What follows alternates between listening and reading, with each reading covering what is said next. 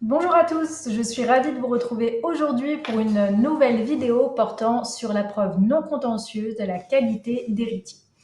Alors, cette vidéo, vous savez, va avoir pour but de vous exposer la preuve amiable, pourrait-on dire, de la qualité d'héritier et non la preuve contentieuse. Vous le savez, lors de la liquidation d'une succession, la preuve de la qualité d'héritier se pose au liquidateur après l'identification des héritiers. Or, parce que le Code civil traite de la preuve avant l'identification des héritiers, nous allons en faire de même. Je vous l'ai déjà expliqué, au moins j'ai commencé à en dresser les grands traits. La preuve de la qualité d'héritier peut résulter soit d'une preuve amiable, soit d'une preuve judiciaire. Lorsque la preuve est amiable, eh bien, c'est ce que nous allons étudier aujourd'hui. Mais lorsque la preuve est judiciaire, en fait, ce que l'on doit faire, c'est ce qu'on appelle une action en pétition d'hérédité. Et en cas de succès de l'action, eh bien, dans ces cas-là, on a un acte de notoriété rectificative qui va rétablir la vocation successorale conformément au jugement rendu. Cette action en pétition d'hérédité, je vous la présente lors de la prochaine vidéo. Donc aujourd'hui, on se concentre simplement sur la preuve non contentieuse, sur la preuve amiable.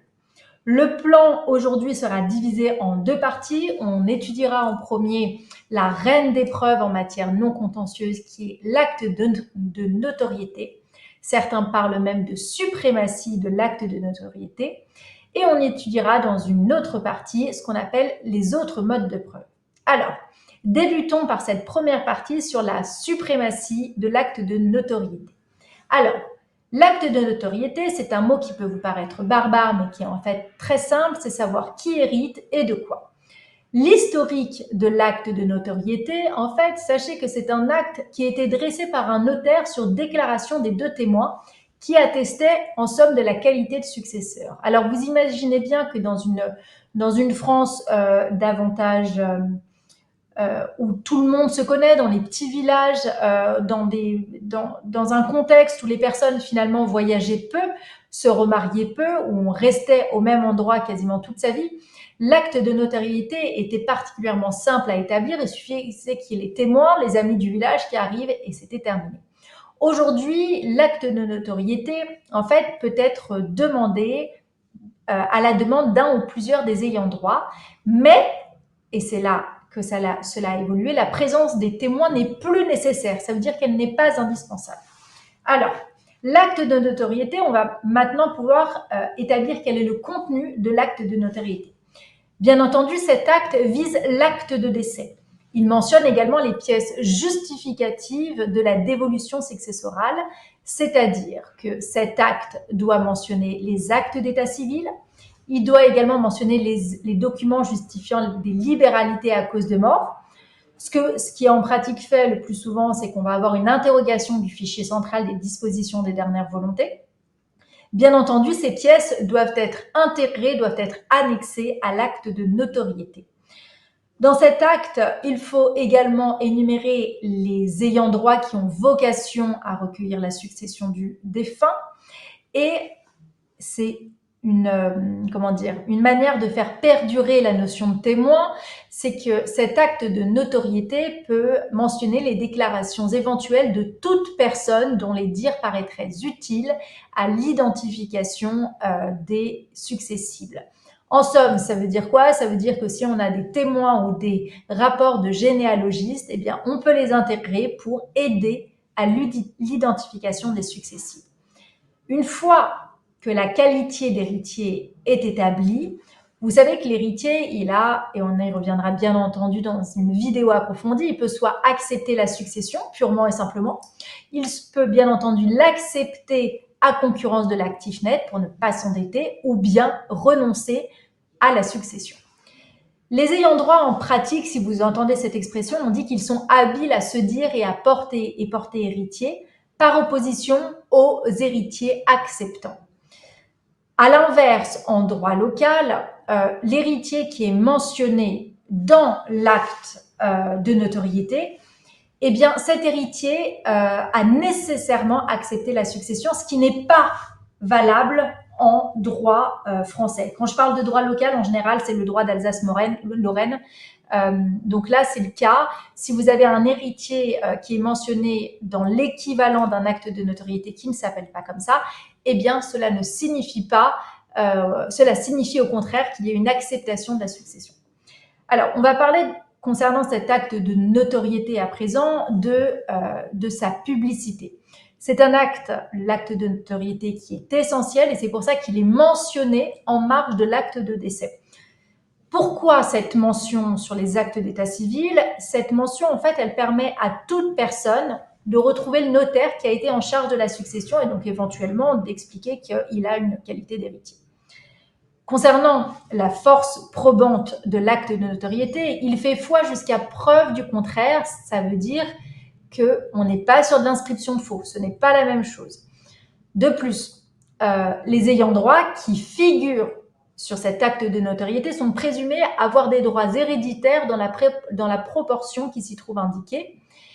Et voilà l'essentiel pour l'acte de notoriété. Je vous propose dans une deuxième partie à présent d'étudier les autres modes de preuve non contentieuses de la qualité d'héritier. Pendant que vous y êtes, pensez à vous abonner à ma chaîne. C'est une chaîne technique qui est destinée à découvrir le droit des successions pour commencer. Si vous avez des questions, n'hésitez pas à les poser en commentaire. Je suis là pour répondre à vos questions et pour qu'on clarifie cette matière qui parfois est si obscure.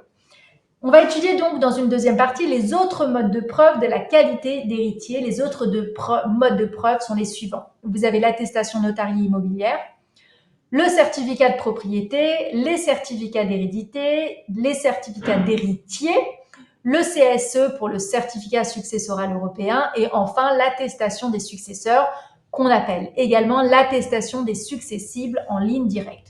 Je vous propose dans cette vidéo, dans cette seconde partie, de revenir sur chacun de ces modes de preuve et de vous en expliquer les tenants et les aboutissants.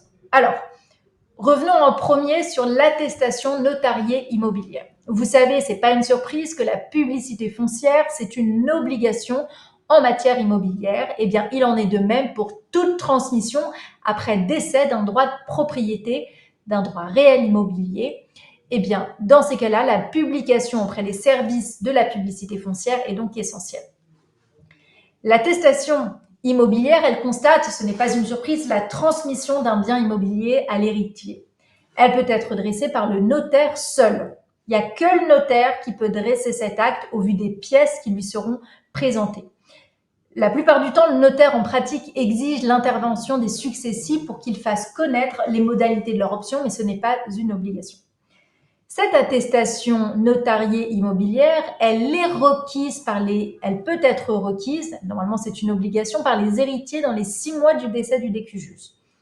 Deuxième point important, cette publication doit intervenir au plus tard dans les 4 mois suivant cette réquisition par les héritiers. Et bien entendu, et c'est logique, cette publication n'est pas nécessaire si un acte de partage qui porte sur la totalité des immeubles est dressé dans les 10 mois suivant le décès. J'espère avoir été clair sur ce premier mode de preuve non contentieux. On va à présent approfondir la question du certificat de propriété à présent. Le certificat de propriété, c'est un acte par lequel un officier public, généralement un notaire, mais ce n'est pas une obligation, atteste le droit de propriété d'une ou plusieurs personnes sur un bien déterminé. Ce qui est intéressant avec le certificat de propriété, c'est qu'en fait, il établit la situation juridique d'une personne par rapport à un bien et non par rapport à la qualité d'héritier ou d'héritière de cette personne. La production d'un certificat de propriété, ça permet la remise aux héritiers de titres nominatifs tels que des actions, des obligations, une rente de l'État ou le paiement de créances, par exemple, de la part d'organismes publics ou bien privés. Ces certificats, vous l'avez compris, ne jouent pas pour les immeubles, puisque dans ces cas-là, il faut une attestation notariée immobilière dont je viens de vous parler. On a vu donc l'attestation immobilière, on vient de voir le certificat de propriété qui n'est pas valable pour les immeubles, et maintenant, on va étudier ce qu'on appelle le certificat d'hérédité. Les certificats d'hérédité, c'est une pratique plutôt ancienne, mais qui n'est plus autant utilisée aujourd'hui, notamment parce qu'en fait, ce sont des certificats qui sont établis par des maires lorsque les sommes en jeu ne dépassent pas 5 335 €. Aujourd'hui, les maires des communes tendent à refuser d'établir de tels actes, probablement parce qu'ils ne sont pas certains de la preuve ou des preuves qui leur sont communiquées. Les certificats d'hérédité, ils mentionnent l'identité du défunt, la date du décès, l'identité de la qualité des héritiers. La force probante de ces actes, contrairement à un acte notarié qui va être établi par un notaire, la force probante de ces certificats d'hérédité, elle est limitée. Pourquoi? Parce que le maire va agir en tant que représentant de l'État. Il établit un acte administratif, il n'agit pas comme un officier d'état civil. Le maire a le pouvoir d'établir un tel acte, mais c'est-à-dire, ça signifie à contrario que s'il n'y a pas suffisamment de preuves, il a le droit de refuser d'établir un tel acte.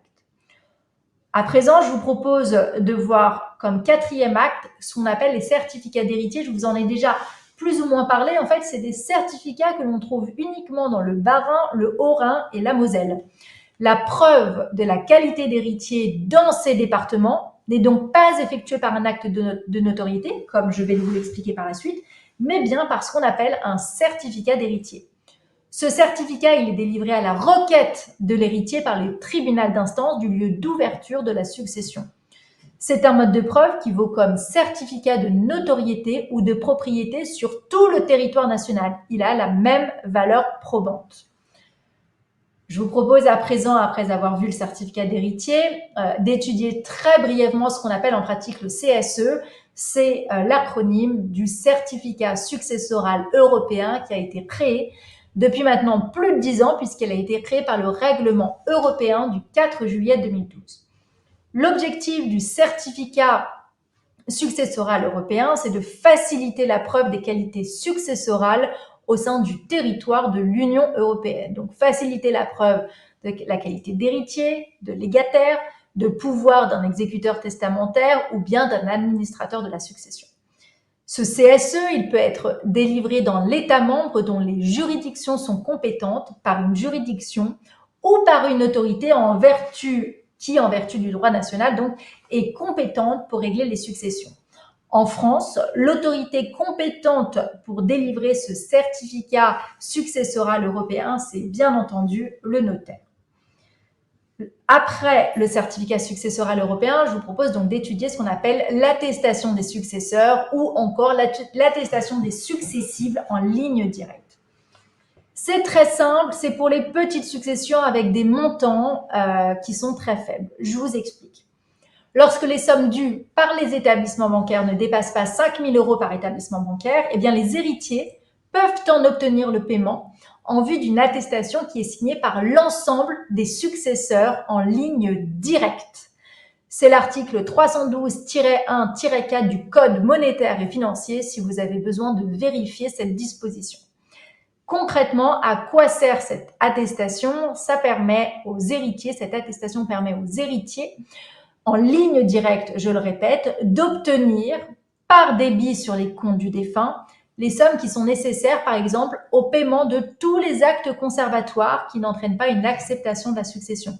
C'est l'article 784 alinéa 1er du Code civil. Cette attestation permet également d'obtenir la clôture des comptes du défunt et le versement au profit d'un bénéficiaire désigné des sommes y figurant. Vous comprenez bien que cette attestation et les conséquences qu'elle emporte, même si les montants sont faibles, nécessitent de respecter un certain formalisme et ce formalisme, je vais à présent vous l'exposer. Les héritiers qui remettent cette attestation doivent attester qu'il n'existe ni testament ni d'autres héritiers du défunt. Ils doivent attester qu'il n'existe pas de contrat de mariage pour le défunt, qu'ils autorisent le porteur du document à percevoir pour leur compte les sommes qui figurent sur le compte du défunt et à clôturer ses comptes. Ils doivent également attester, donc les héritiers, qu'il n'y a ni procès, ni contestation en cours concernant la qualité d'héritier ou la composition de la succession. Et enfin, les héritiers doivent attester que la succession ne comporte aucun bien immobilier.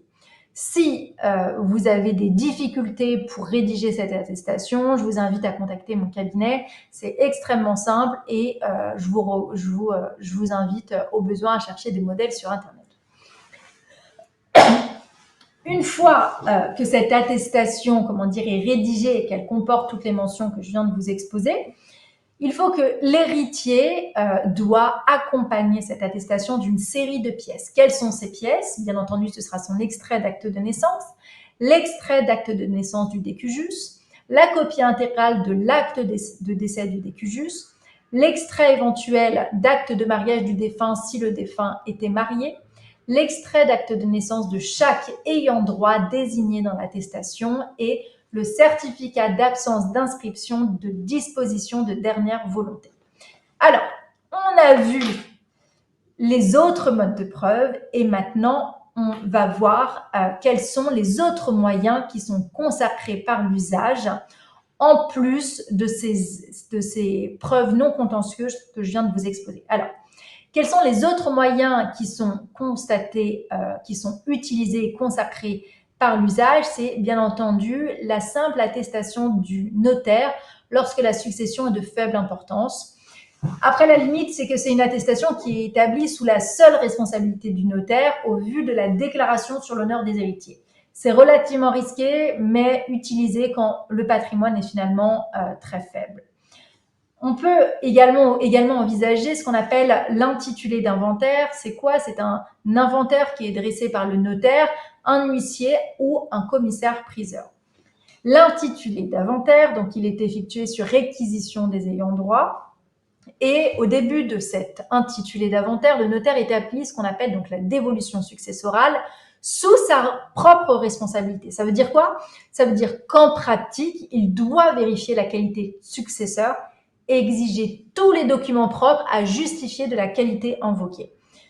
En pratique, ce qui est conseillé au notaire, c'est bien entendu d'établir un acte de notoriété avec intervention de témoins, ce qui finalement diminue l'utilité de l'intitulé d'inventaire. Pourquoi? Parce que également la force probante de cet acte, donc la force probante de l'intitulé d'inventaire est exactement la même qu'un acte de notoriété, ce qui signifie que l'intitulé de l'inventaire fait foi jusqu'à preuve du contraire, et non pas jusqu'à inscription de faux. J'espère que cette vidéo vous a été utile. Je vous propose qu'on se retrouve pour une prochaine vidéo concernant la preuve contentieuse de la qualité d'héritier. J'espère que ces vidéos sont utiles. Pensez à vous abonner et à écrire en commentaire vos questions pour qu'on discute ensemble des difficultés que vous pouvez rencontrer, que ce soit dans la pratique ou d'un point de vue théorique. À bientôt!